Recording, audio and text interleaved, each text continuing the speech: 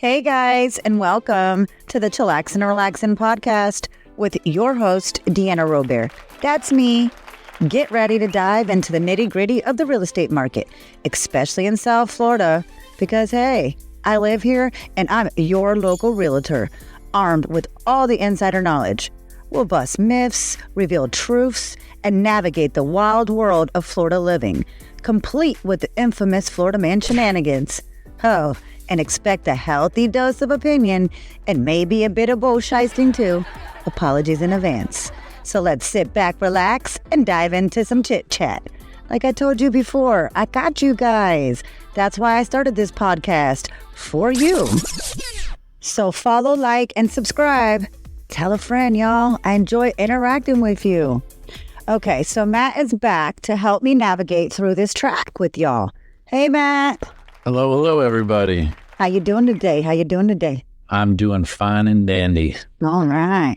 So, of course, we're going to jump right into these market stats, Today, nationally, as a whole, the median sales price is still about $420,000.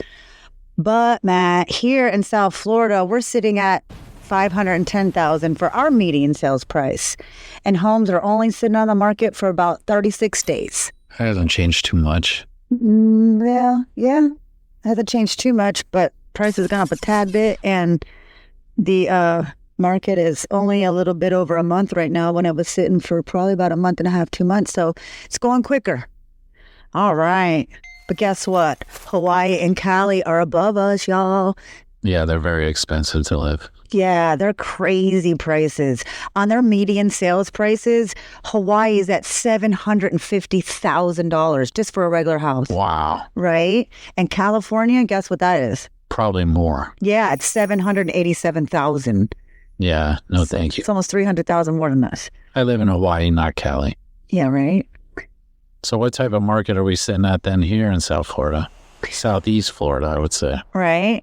We're actually starting to move a little bit, that little arrow, towards a balanced market here, bro. That's great. That means supply and demand are starting to meet. Starting to even out. Yes. That's some decent news for a change, right?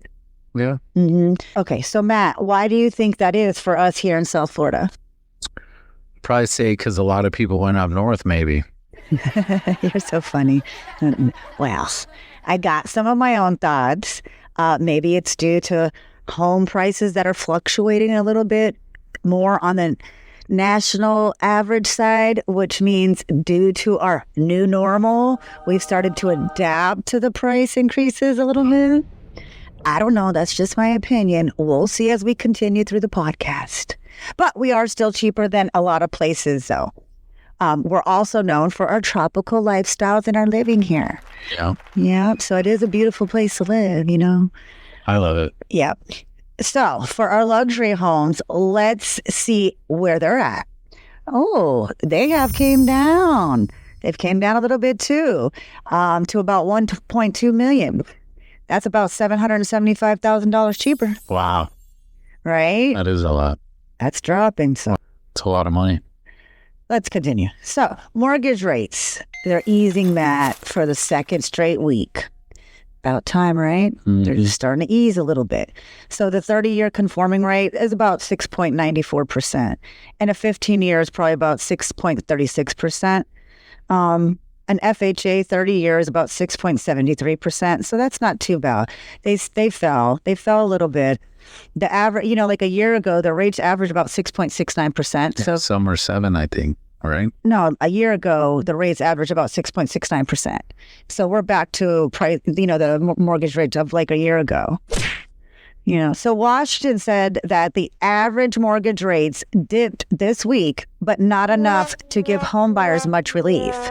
So basically, they're saying that our home prices may begin to cool down. Home prices did rise 5.3% year over year.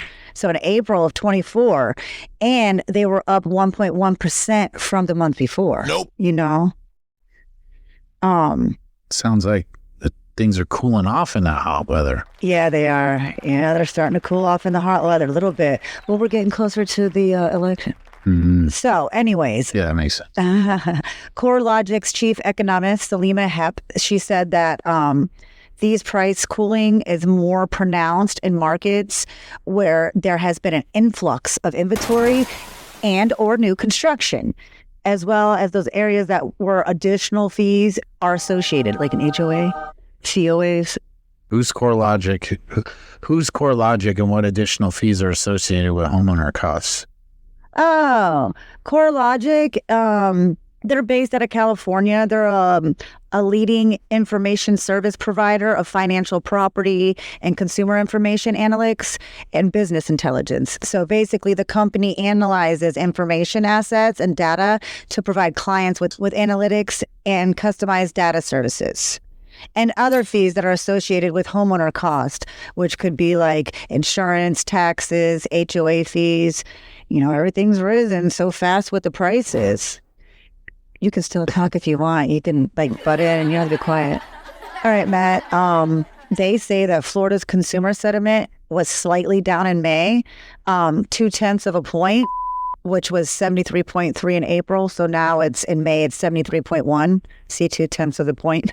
Is that a lot or no? It's a shimmer. It's coming down a little bit. 0.2 is something.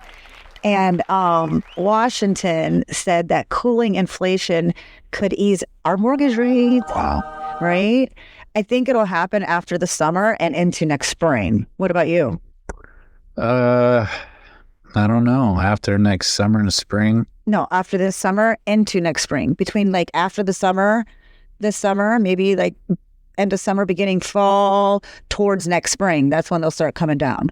Yeah. And then I think they'll start to rise back up right after that. You think so? Depends. All right. Well, Redfin said that Florida's housing market is cooling on the home prices more than other states. Remember, we were red hot. Remember, we were a red hot destination during the pandemic, Matt. Still are. Yeah, we still are.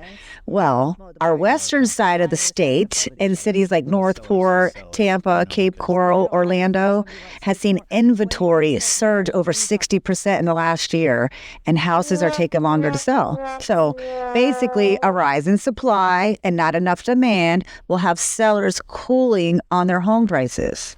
You know, and more supply is the best way to bring down these home prices to a more affordable price for everyone, you know? Yeah, because then the sellers have to fight with each other. What are you talking about? Because other sellers have more competition. That's why the price would go down. It's because there's more inventory, so there's more competition. So somebody could see, say, for instance, your house and be like, yeah, I like that, but I like this one too, and it's a little cheaper. So that you can negotiate like that if you want to, but when there's more inventory, that's when buyers start flocking more. Yeah. And mortgage rates are going to start cooling.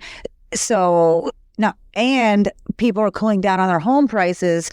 That's going to cause a bidding war, and that's going to be in the seller's hands for profit.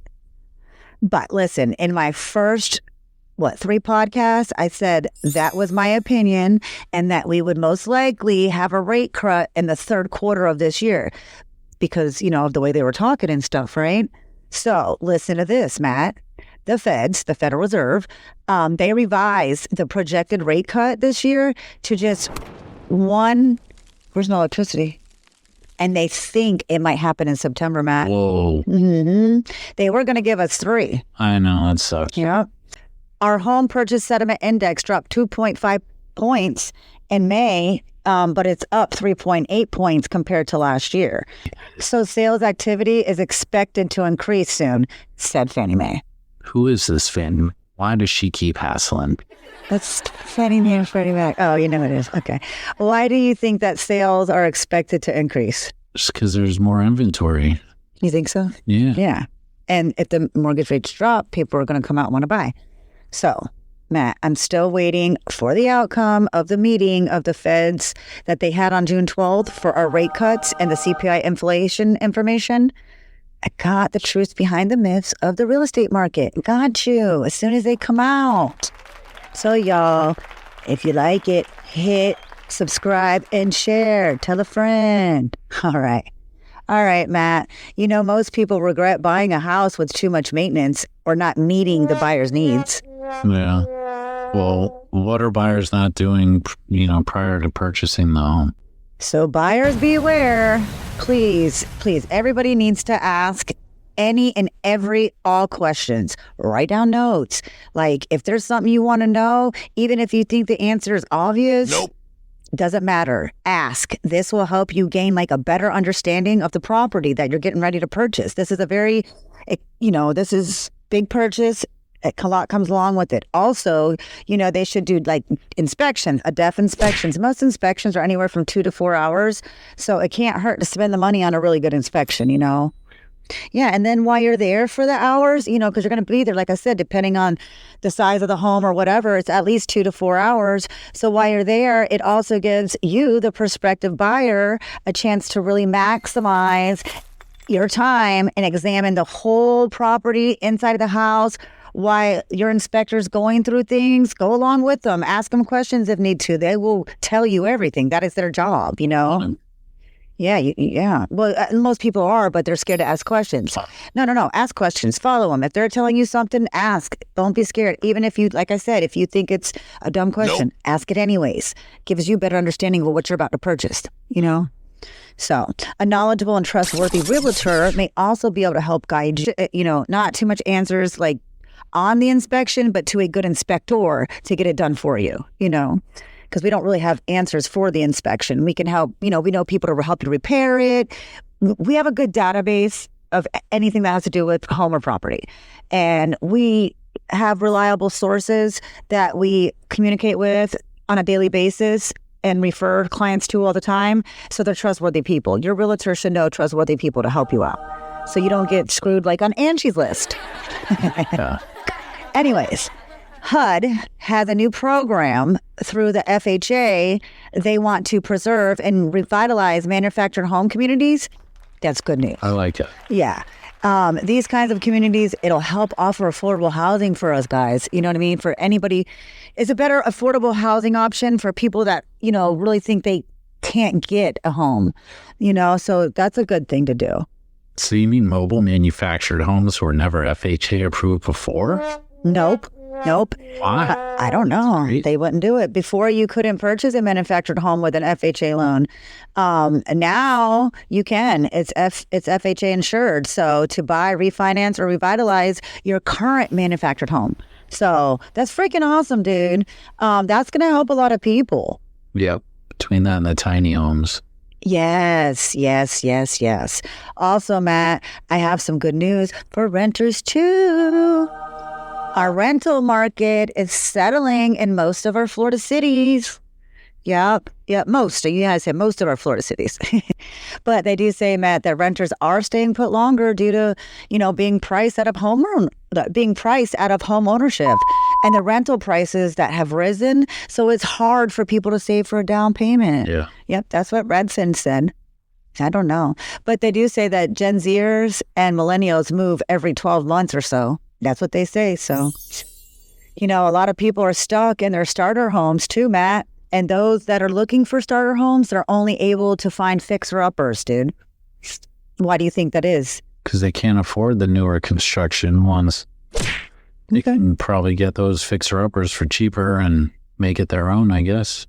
Yeah. Well, due to investors and all cash buyers that are leading in the race with owning the homes, plus homeowners that bought a few years ago, when the pandemic right before it hit, have also, or right when it hit, whatever, have a locked-in mortgage rate of about 4% or less. Nice.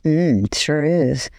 Plus, Florida's property insurance is finally stabilizing, they say. All right. I do have something important to talk about, though. And what is it? Why is it so important? Well, because I'm a realtor, and it's something new that we are implementing from the NAR settlement earlier this year.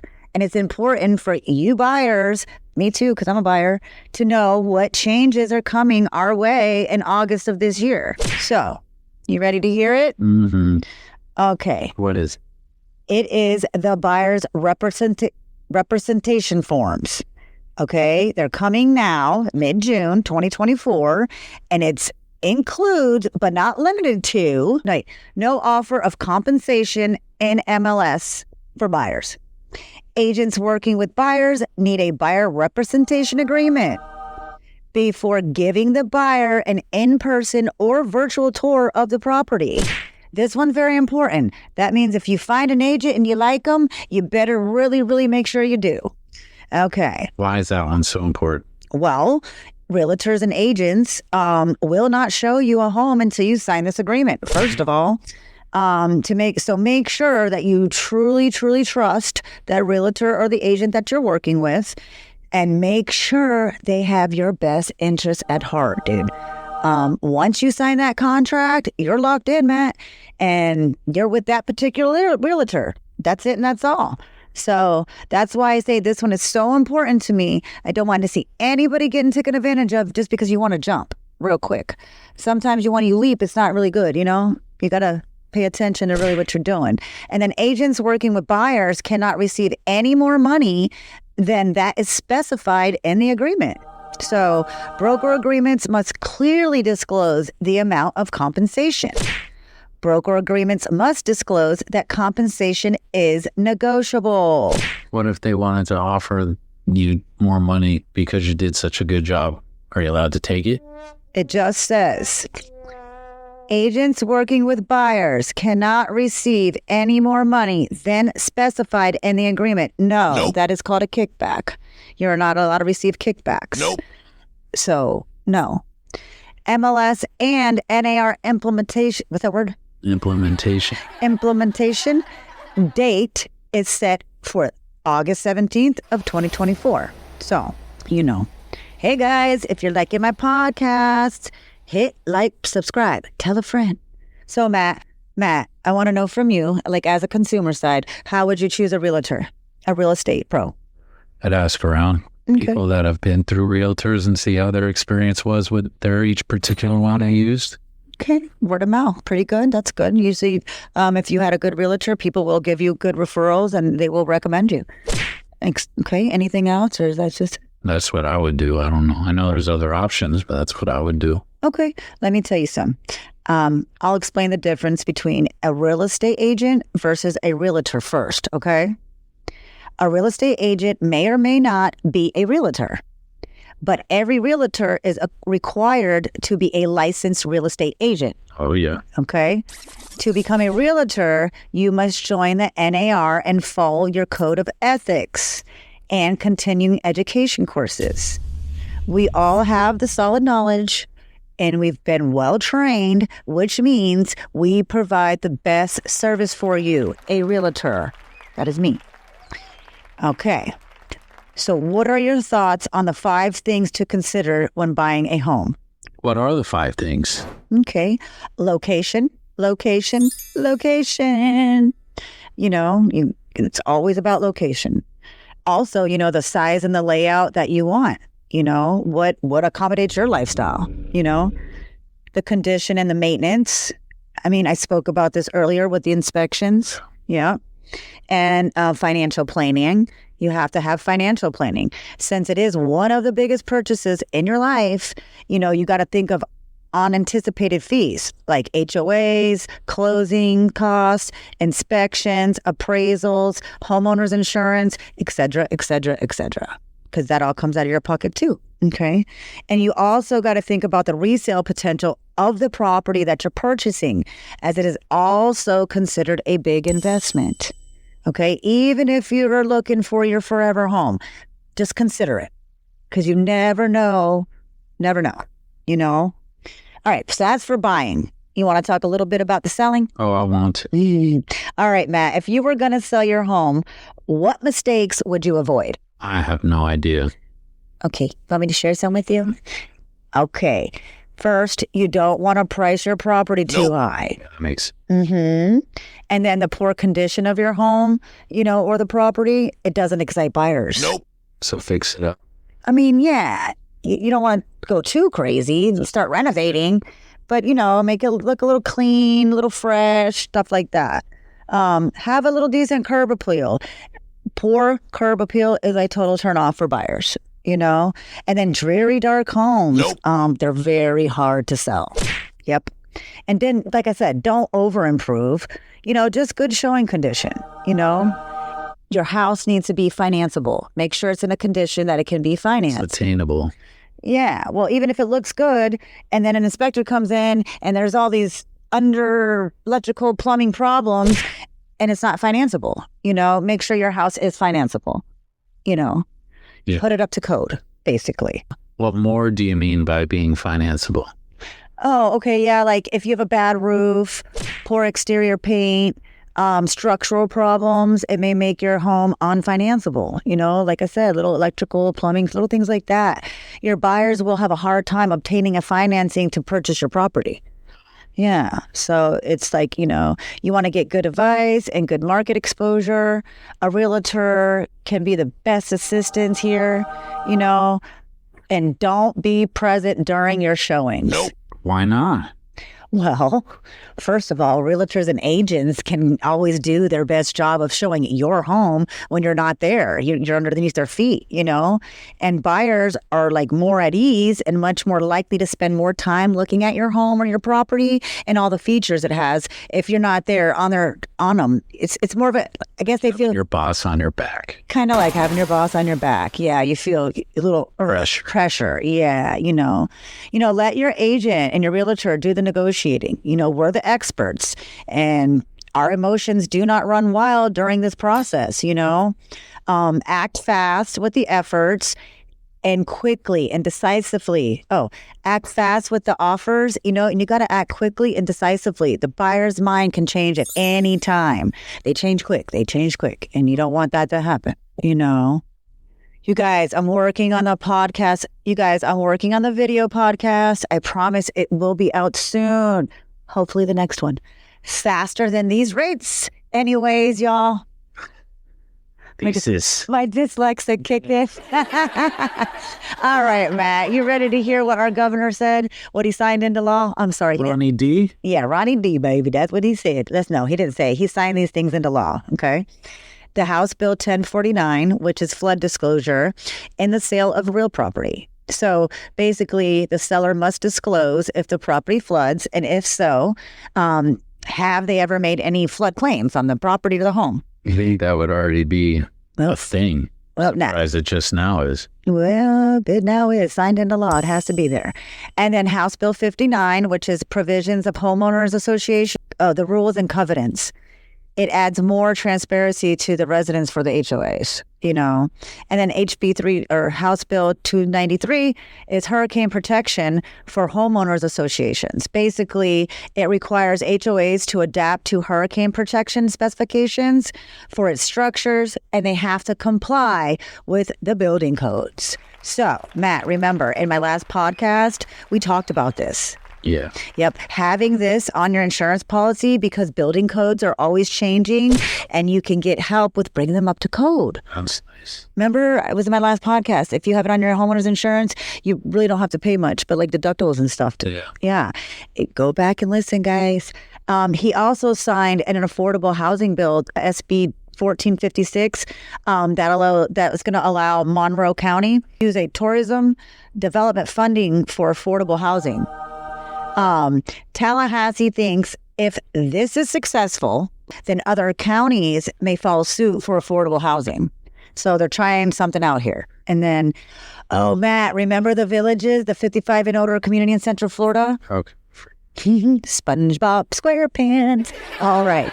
Well, a new community said it's time they have moved on and moved over and roll over because there's a new 55 and older community location. And it's the same as the villages, but a little bit better. It's called Sun City Center, and it's just outside of Tampa, baby. Why do you think they say that it's good? There's a lot of, how do you say, loofahs on cars over there, I would say. That's funny. Well, they are at the number one spot as the nation's top retirement spot for 2024. Well, shit, we need to go to Tampa then. We could sell some houses, man. It basically offers all of the same amenities and living as the villages, but there are 2 more attractions, and they're pulling in retirees right and left, they say, which is easy access to the beach, and it's just under 30 minutes to get there, and they're close to a big metropolitan city like Tampa. Probably. Yeah, because it's close to other things. Yeah. Which is just on nowhere. Yeah, it is. It's a nice community for old people, but it's just in the middle of nowhere. Yeah, yeah. Also, the yearly HOA fees are low. They're only $324 a year. It's pretty low. Yeah, that sounds great for retirees, man. Yeah. So, Matt, Florida took 11 of the top 25 spots of the fastest growing cities in the U.S. Miami ranked number 2. What cities are they? I'm curious. I'll tell you. I got you. They're Miami, Lakeland, Tampa, Naples, Sarasota, Orlando, Ocala, Tallahassee, Daytona Beach, Port St. Lucie, and Fort Myers. Do some of those shock you? Little bit, but not really. I'm going to say... I would say Tallahassee shocks me. I'm going to say Tallahassee, Lakeland, and Ocala shocked me. Ocala doesn't shock me just because we saw what it was. There's nothing there. How much they're building. Well, yeah, that's true. Yeah, you're right. So, now it's time, Matt. For what? Well, we need to be safe in case a nuclear war breaks out with all of this crazy shit going on in the world, man. Dig a hole. Well, guess what? Us real estate experts figured out the best places to be if a nuclear war breaks out. And how did you figure that out for us? For survival, you have to be in a remote and rural area, right? With warm climate and access to water and farmland. That's what you need. Sounds a little like Florida, right? We highly recommend against populated and urban cities and places like mass transit, shopping centers, and like other convenient amenities. That's what they're saying, you know? So the desired area for easy living. So anywhere that's desired for easy living, we recommend you avoid them kind of places. I have a map of those target areas. Will you show us a picture of the map? Will you tell us and show us a picture of the map? Yes, of course. I got you guys. That's why I started this podcast for you. For me? Yes, for everybody, for the consumers. You're a consumer, of course. Okay. All right. It'll show the places best suited for this area. And the map shows the distance from the U.S. nuclear sites that are in the United States of America that you should at least be like 2,000 warhead, be out of at least 2,000 warhead areas. You know what I mean? So. What does a 2,000 warhead scenario mean?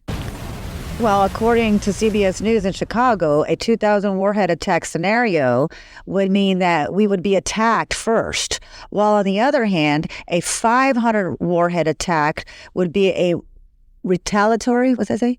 Mm-hmm. Retaliatory strike if the United States initiated the conflict. Oh. So the best places, they say Nebraska, but get far enough away from our nuclear sites there, right?